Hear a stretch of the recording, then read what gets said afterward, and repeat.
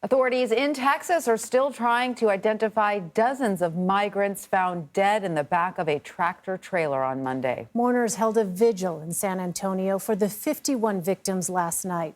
Attendees demanded immigration reform to prevent future tragedies. One woman shared her own struggle to survive the trip across the border. I'm here when I was 14 years old in an 18-wheeler as well, and I passed out from the heat. So this hits. Officials believe this could be the deadliest human smuggling case in modern U.S. history. CBS News immigration reporter Camilo Montoya-Galvez joins us now for more on this. Camilo, just a devastating discovery in that trailer truck. I mean, really hits home the human toll of the immigration crisis. So tell us, what's the latest in this particular investigation? Do officials know who was responsible for this?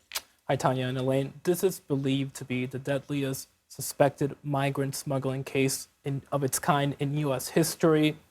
We have seen deadly smuggling operations in the past under both Republican and Democratic administrations, but the number of victims here is unprecedented, and it could unfortunately increase.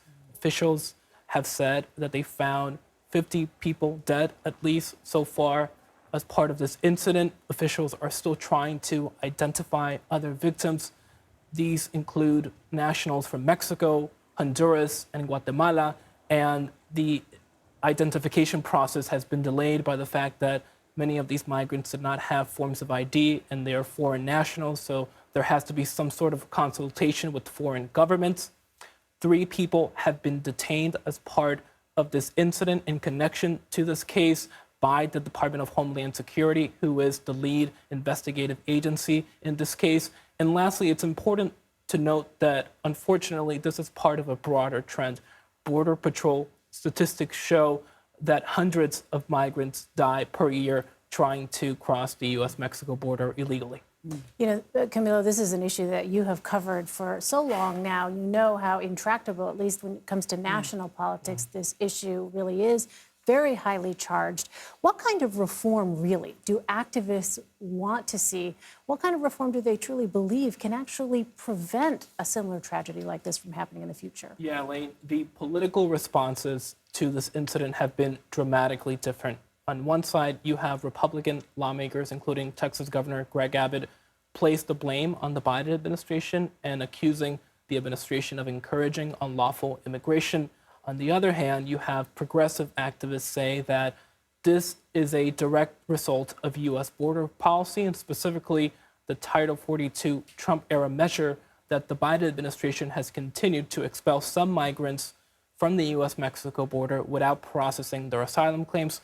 Those activists argue that Title 42 forces migrants to undertake more dangerous journeys into the U.S., including by crossing in remote parts of the border and by paying smugglers thousands of dollars to transport them in crowded trucks and 18-wheelers that have no air conditioning. So I think that is key to include that context when we're discussing this debate. Just imagining the horrors of that situation in that truck. Do we know there were survivors from the truck, though, correct? They found Yes, we understand there are survivors, and this is important. The Department of Homeland Security has announced that it will not conduct immigration arrests near this site while it continues to investigate this case, so undocumented victims or survivors can come forward and talk to law enforcement.